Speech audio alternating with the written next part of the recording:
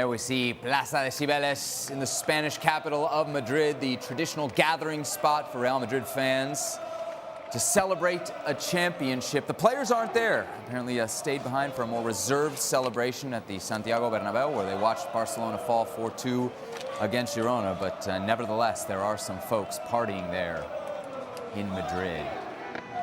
Amazing scenes. Stevie, what would you give to be there? Stevie? Would we let Stevie out there? A lot of other places. Would we ever get him back? To be honest, I think I'd rather wait till the end of the season and be there then. Be when it's a real party. When the players are there. When it's a proper party and the proper crowd.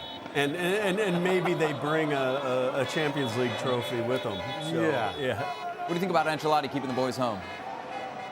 I think it's the right decision. And if we talk about the rotations today by Real Madrid against Cádiz, is because they're focusing on Champions League, and that's actually playing a game. Imagine having to stick around for celebrations. Now, I'm sure that they had nice moments inside the locker room once they figured out that they were going to win the league, and it's something that I think in an intimate setting they would have enjoyed a whole lot more because you're sharing with the people that have done this with you. And it's the group, it's the closest group. And if you have a close-knit group, then you really can get into a celebration inside that locker room. But you know, and you know this full well if you're a Real Madrid player, that you were going to win the league regardless, regardless of what happened today. So it now becomes shifting your focus. And your focus, as it was going into the Cádiz game, was Champions League, a second leg against Bayern Munich, and that remains the focus. And until they win that, then I don't think the celebration is going to get out of control. Good time to welcome in our friend and colleague Luis Garcia to the show. Luis, today felt like kind of a summary of what we've seen all season. Real Madrid, 10 changes, still get the job done. Barcelona have a lead early in the game, have a lead in the second half, and can't get the job done. And as a result, Real Madrid win the title. What'd you make of it?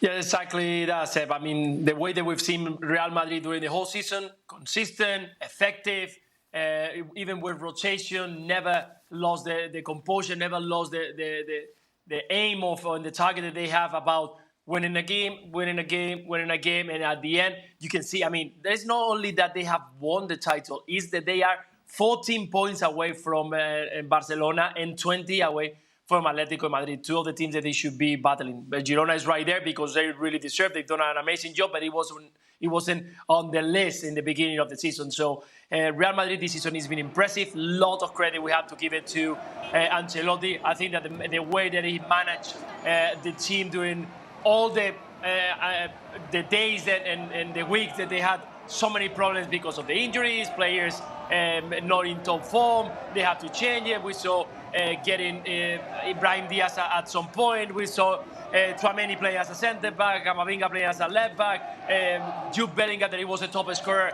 had to drop a little bit to the left side to try to give confidence and structure to the team into the middle. So a lot of situations that Ancelotti has been managing during the whole season. Really, really impressive. And again, just to congratulate Real Madrid for this amazing season once again, and just focusing on what is going to be a midweek game on Champions League. And on Barcelona's side, a very vulnerable team, lost lack of confidence every single time that they were in front of a challenge during a game. When the thing was going well, of course, it's easy to be Luis, confident we're doing Barcelona and to bring later. I know you got your pro-Barcelona games. ways, but we'll get to Barcelona's meltdown in just a little bit. As far as the season of the story goes, Casey, is it down to Ancelotti when it comes to Real Madrid? Well, when you think of the injuries, you think of how they've had to chop and change, and they've still been able to find ways to get the results throughout the year. I mean, it's huge. I mean, that's the reason why big clubs have big squads, so they can cover. But when the key injuries that they had at center back, at goalkeeper, I think Benzema not being replaced at the beginning of the season, that yes, there was some question marks. Now, what also helped Ancelotti and Real Madrid was a incredibly inconsistent Atletico Madrid, particularly away from home, and a Barcelona that couldn't defend in comparison to the way they defended the year before when they won the title. So yes, that helped, but take nothing away from Ancelotti. Is there some story here that the rest of the league dropped off, and that's why Real Madrid was able to not just win the league, but do so with basically 4 games left to go? If you're Real Madrid, it's not your responsibility, nor is it your problem, nor your concern if others are having issues. You're having your own concerns and your own issues. So many times we sit here when we analyze teams and we talk about the spine of the team. But the spine of the team for Real Madrid fell apart coming into the season and very early on in the season. And so you're depending on the rotation and shifting players in and out of positions that, quite frankly, they don't want to play. Camavinga doesn't want to play left back, and he was given that responsibility. Tchouaméni doesn't want to play center back, and he was given that responsibility. Antonio Rudiger had a tremendous season, and he was not expected to be a starter. And there is the shifting, and I think this is critical to the success of Real Madrid, not only this year, but in years to come. The shifting from the old guard, the guys that have been established, the legendary players that are Toni Kroos and Luka Modric, to the future of Real Madrid. And we're talking about Valverde, and we're talking about Bellingham, and we're talking about players that continue to play a more important and more prominent role for Real Madrid. If you're a manager, you have to handle all of that and handle that very carefully. Ancelotti has done that perfectly for Real Madrid this season. I said it in the coverage and I'll say it again. I think this is the best coaching job that Carlo Ancelotti has ever done, because even though the expectations should have dropped off given the magnitude of the injuries they had, they still deliver a league title. They're in a semi-final Champions League, and they have an inside track to get to the final of that competition as well. This has been outstanding from Real Madrid, regardless of what has gone on in the rest of La Liga. I think you have to mention Lunin as well, because when you have goalkeeper shout out, of course. When you if anyone was going to mention him, we knew who it was going to be. Yes, but when you have the stature of a Thibaut Courtois go out, and then your backup, you pretty much know you're going to be playing the whole season. And I think he did a very good job, particularly that he didn't have the established defense.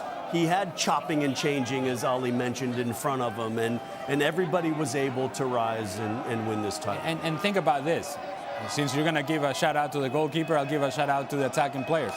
Vinny Jr. was out for a long period of time during this season because of hamstring injury and recurring injuries. Rodrigo was not scoring goals early on. And somehow they just managed to get to the next result and get to the next result. So while everybody else is collapsing around them, Barcelona, Atletico Madrid, Girona eventually collapsed, even though it was a good story for a good period of time during the season. But Barcelona and Atletico Madrid were collapsing.